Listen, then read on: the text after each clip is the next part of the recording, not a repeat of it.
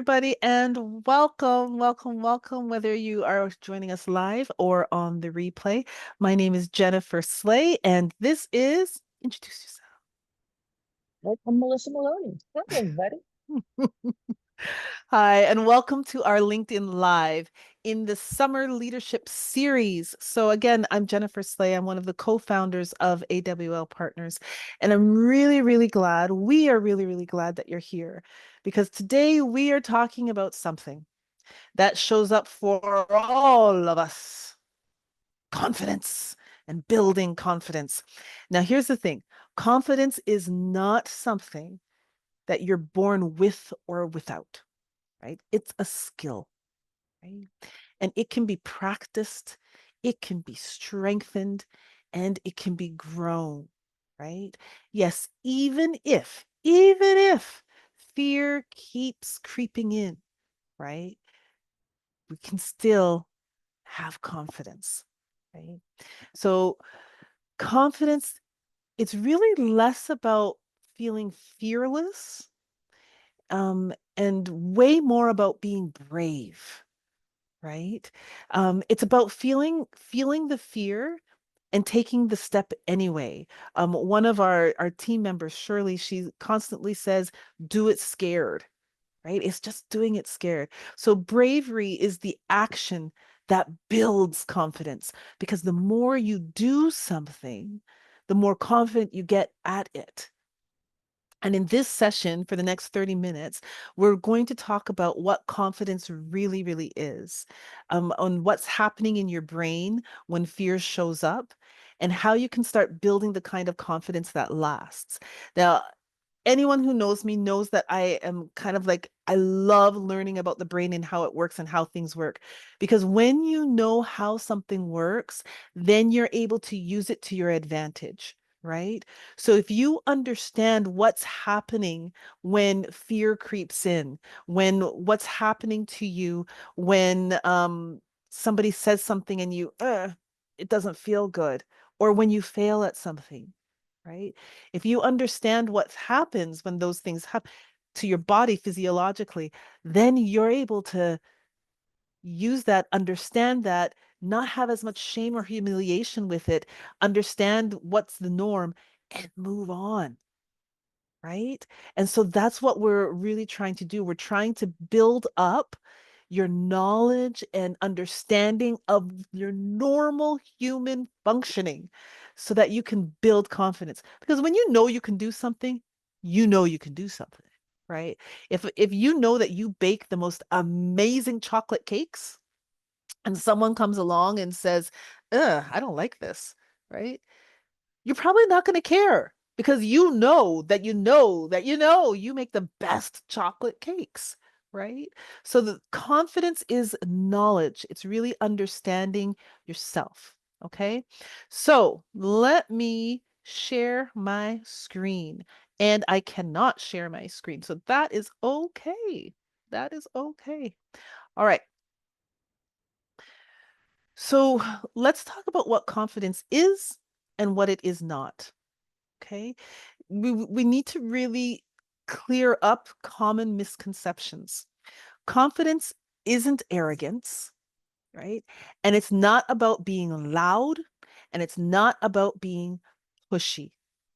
Confidence is actually quiet.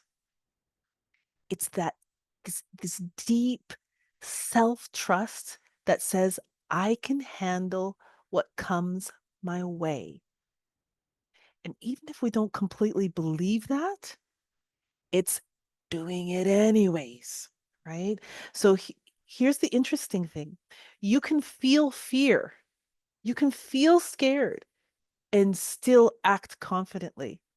And that's because courage and confidence are connected. Courage is taking the action, it's that bravery, even while fear is present. I remember the first time I spoke in front of a packed room of leaders. My heart was pounding, right? My palms were sweaty, and my brain was screaming, what if I mess this up, right? Why do these people want to listen to me? Who do I think I am? I'm going to be laughed out of this room. And on and on and on and on. But I took a deep breath. I reminded myself why I was there. I remembered that the information I had to share was for them. It wasn't about me, it was about them and what they were going to receive. And then I stepped onto the stage anyway. And that moment didn't feel very confident.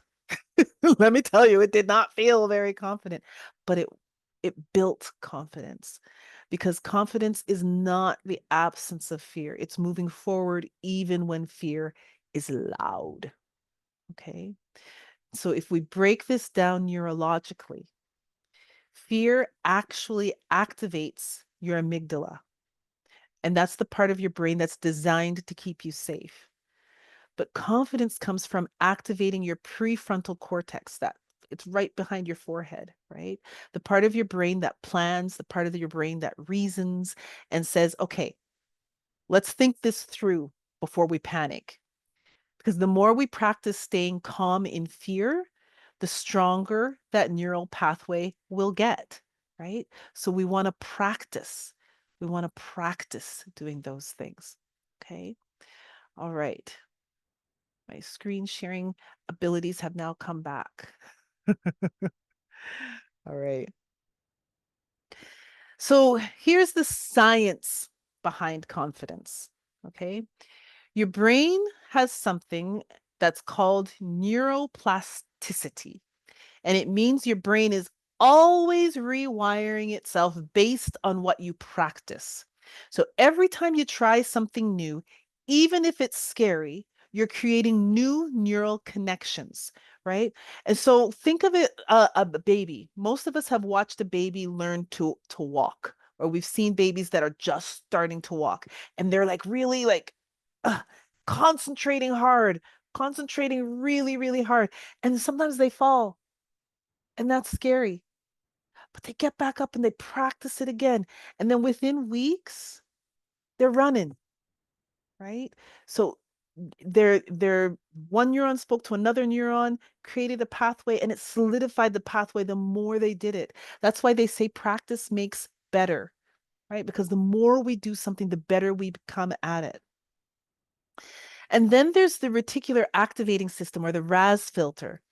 And it's like your brain's filter. Whatever you focus on, your wins or your failures, the RAS filter will notice more of it.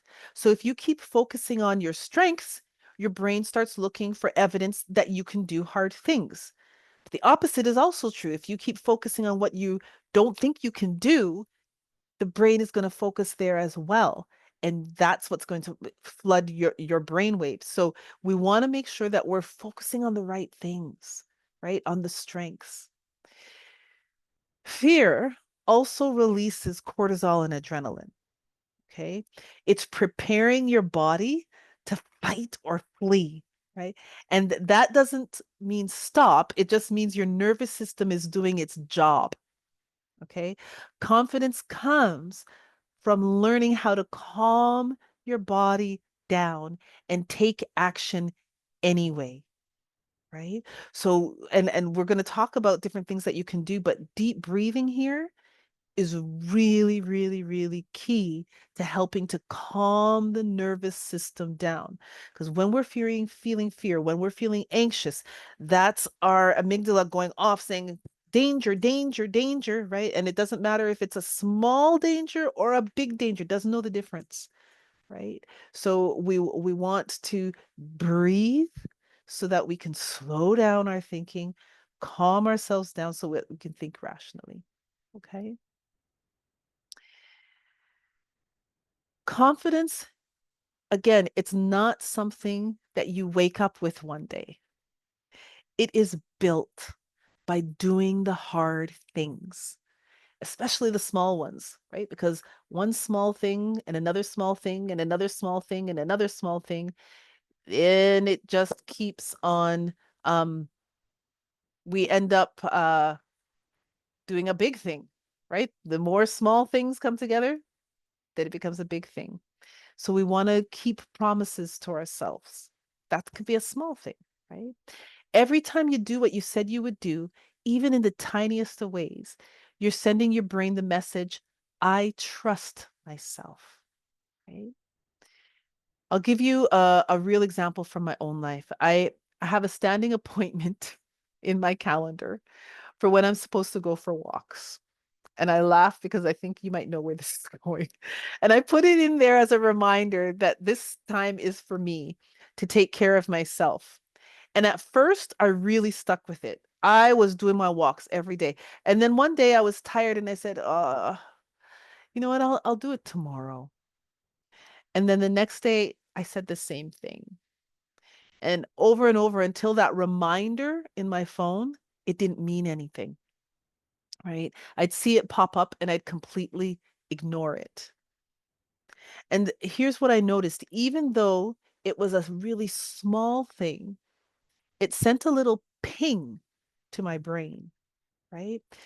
This message said that you don't follow through. Now, that's not true overall, right? I follow through with a lot of things, but in this area, I wasn't. And those little breaks in self trust can chip away at you over time. And sometimes it can build shame within us, right? It can produce guilt within us, right?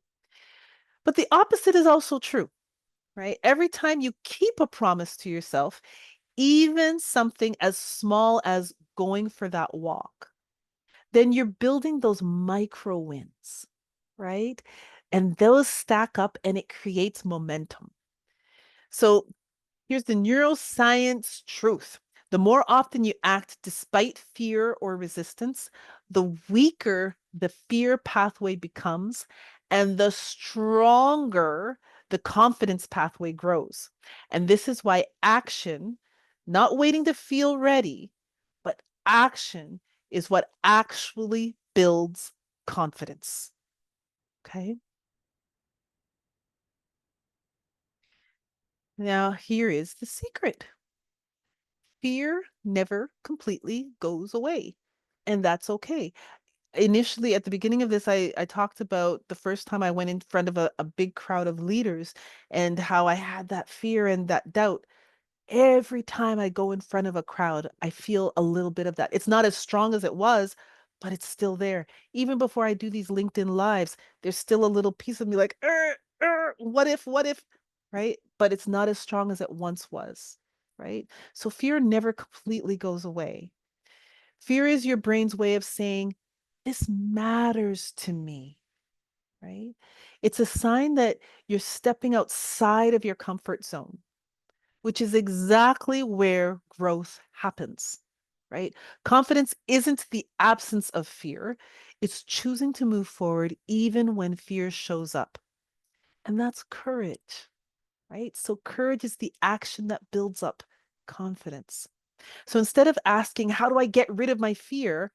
Ask, how can I take the next step anyway? And that is where confidence is born. Think about the first time that you spoke up in a meeting with senior leaders, or maybe the first time that you hit post on LinkedIn to share your opinion. Do you remember or did you have that little knot in your stomach? Did you have some racing thoughts? That was fear. That was fear, right? But you did it anyway. And afterward, even if it wasn't perfect, you probably thought, oh, I survived that. Even if you consciously didn't think that, subconsciously, your brain's like, oh, okay, we did that. Okay, we survived that. Right. And that's the thing. Fear, it doesn't ever disappear, but you moved forward despite it. And that action, that's what started building your confidence. But let's do an activity together. Can we do an activity together? We're going to do this quick exercise.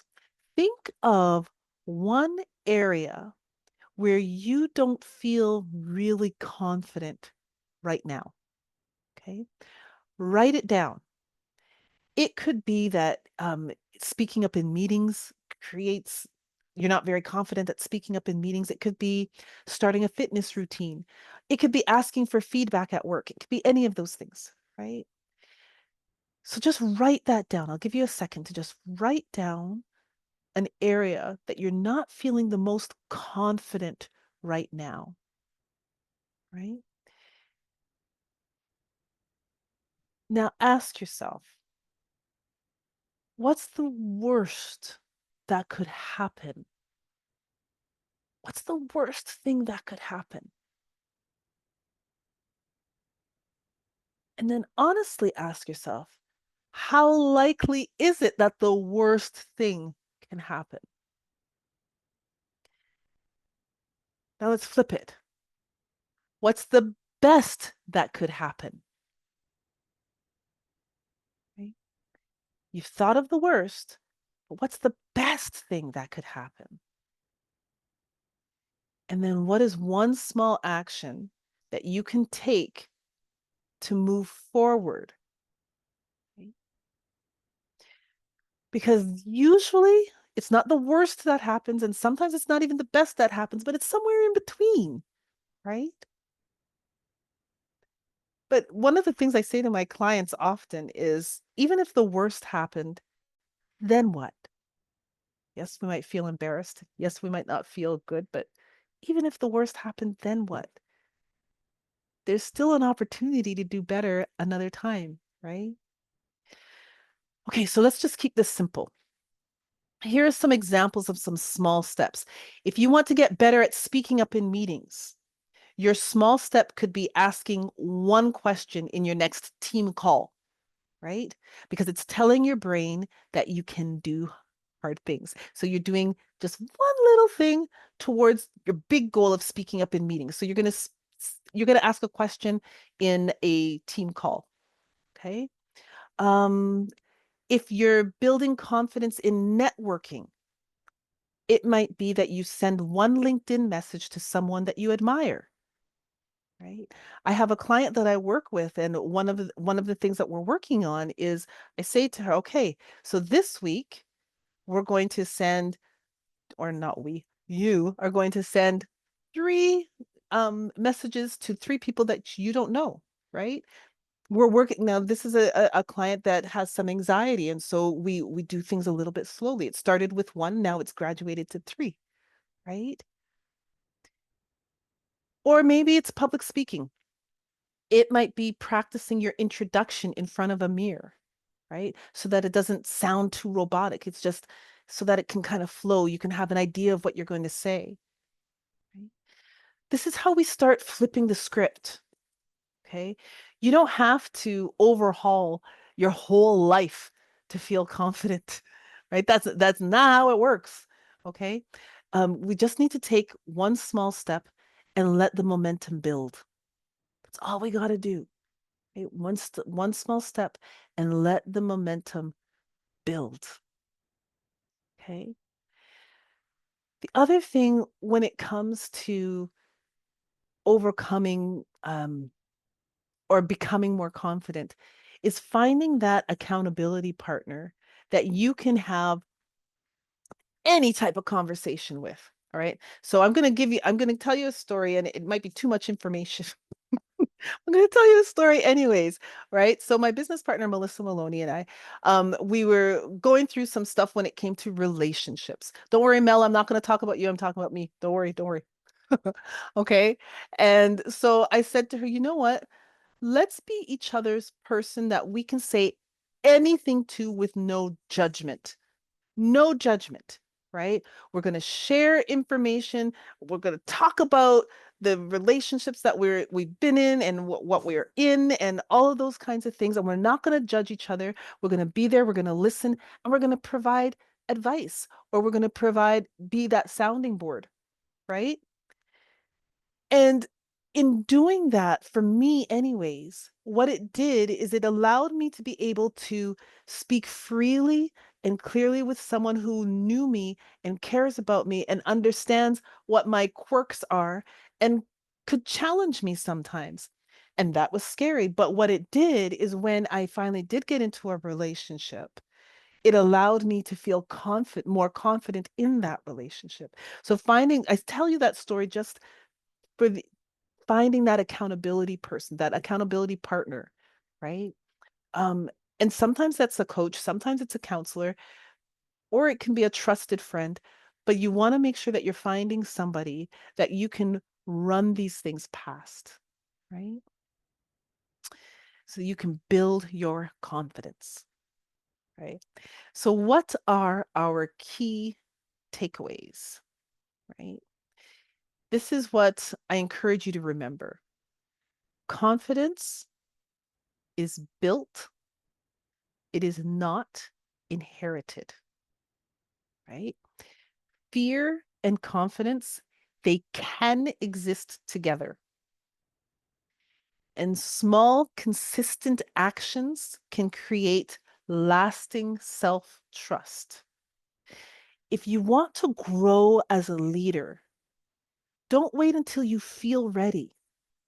Start now because action creates confidence. To those small little steps, those small little actions.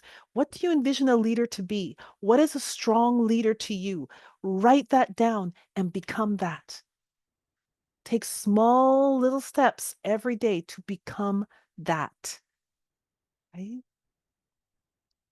So we're going to have a little treat for you today because I'm going to ask Melissa to come back on in a minute and we're going to just have a conversation with regards to confidence and how we build confidence. But before I do that, do want to let you know that next week, Melissa will be here and she's going to be talking about accountability without being the bad guy, right?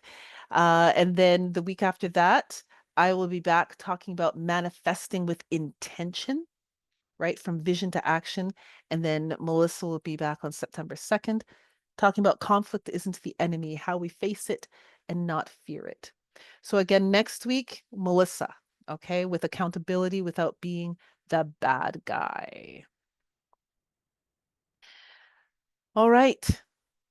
So remember, leading with empathy isn't just about showing up for others. Okay, it's about showing up for yourself. So at AWL Partners, we're here to support you on your leadership journey in a way that's real, that's intentional, and that's actionable. So if you're looking for a coach to help you grow as a leader and navigate challenges with confidence, we got you. All right. Or if you're feeling stuck and you want to work through the things that are holding you back, we have counselors here to walk alongside you. You do not have to do this leadership thing alone. Okay. Please visit us at awlpartners.com or send us a note at hello@awlpartners.com so that we can start the conversation about how we can best support you. All right, Melissa, I'm calling you back in. I'm back. I didn't give her a warning about this. No warning. No warning. What are we talking about? We're just talking about confidence, right? Because a lot of people say to us, we hear this a lot of times, you guys are so confident. I just love the confidence that you exude. And I'm not saying this that we're patting ourselves on the back or anything. It's just reality. That's what we hear. And so, Melissa, when you think about your leadership journey, have you always presented as this confident, strong force to be reckoned with, or did it grow? No, it definitely grew. I think I did have when I was probably, oh gosh, only 20 or 21. I was part of the organization I worked for then had brought in a consultant, and he did say something that has stuck with me my whole career because he said at that session, to a number of us. It was a nonprofit organization I was working for. We had an executive director that all of us loved and was so powerful and so impactful. And then we got a new executive director who was the opposite of that. And so we were all like, we're out. And he essentially said to us, he was brought in as a savior to try and keep all of us there because the organization knew a bunch of us were about to leave. And he said to us, if you are confident in what you do, you never have to worry about work, because you'll always find work. And so that's something that's kind of stuck with me throughout my career is that I know what I do well. And so so I think that's allowed me to take risks and chances at work because I believed I was employable. And I think there's power in that.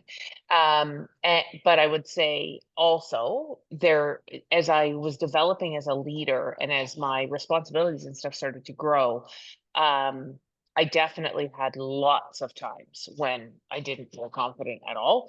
And that either looked like me faking it, which I still do to this day. There's lots of times where I just pretend, and confidently pretend. Uh, but then I think there were also times where I describe it as spinning. If Mhm, I'm really stuck, if I'm really not feeling good about something, I always say, I'm like, ah, I'm spinning, I'm spinning. Um, but what I've found for myself is in those situations, I needed to slow down the spin. And for me, reading and finding books on or courses on whatever I was struggling with was my way to slow down that spin, which ironically then also just increased my knowledge and increased my confidence, and it kind of all went up from there. mhm, mhm. Nice, nice. So for those leaders out there that are like, I'm faking it every day. When do I get to that place where I actually feel like I belong here, like I'm doing what I'm supposed to be doing? Do you have any words of wisdom? um One, I don't think it's unusual to be faking it sometimes. Like I don't I think I also think one of the greatest things I learned as a leader is it's not my job to have all the answers, That's and a good that's one. okay. Yeah. I don't need to know the answer to everything. I think because we live in a world where we go so fast, we feel like we need to do everything instantly. And I learned really quickly, and I am really grateful for the years that I spent with Good Life. I think being in an organization, one, the size that it was, two, growing with it the way that I did, but three, the reality is in such a customer facing company like that, you can't possibly train for every scenario that happens because people. Mm, And yeah. and I was 20 years in and still going, that's never happened before. And wow, that's new. And so because of that, you just got really good at sort of going, I don't know. Well, I guess, and my sort of answer and my staff, I didn't realize how much I said it until my staff started saying it back to me, where I'd go, I don't know, we'll figure it out. I don't know, we'll figure it out. And I got really comfortable in the we'll figure it out Yeah. because, and I think that that's it, is nobody knows the answers. We don't need to know them right away. Slow it down. The Mhm. information exists. It's out there. So you've got time to Yeah. find it. Yeah. Don't rush it. Yeah. Because, that's a really good point because those individuals who act like they know everything all of the time probably struggle the most with confidence. And the reason I say that is because they're not trusted Hmm. and they can feel that. And we don't build trust because we know everything. We build trust because we can admit to what we don't know, Yeah. right? And I think that's it. Like I think there's a huge humility in being honest and being authentic and saying, I don't know. Like I don't actually know how to do that. Or saying to people, you know that better than me. That's okay. Like I often say that I'm guessing at a lot of the stuff that I do, but I'm willing to guess. And Hmm. I believe that people who are willing to guess, who are willing to try, who are willing to and not like just like, oh, in a structured and Hmm. meaningful way where we can rely on past experience, we can look at how this has worked in the past, we can take in other considerations. Those are the things that help us guess with confidence Yeah. because it's not completely out of nowhere. Yeah. Well, thank you, Mel, for the impromptu guest appearance. No problem. Next week, you're going to be talking about accountability without being the bad guy. Do you want to just let people know what they can expect? Yeah, I think one of the things that I hear a lot in coaching, in meeting with different leaders, is accountability. Micromanagement is bad, and holding people accountable is bad. And I want to kind of dispel that mindset and really talk about the power of relationship building and having really authentic, candid conversations and using candor and truth as power, as opposed it doesn't.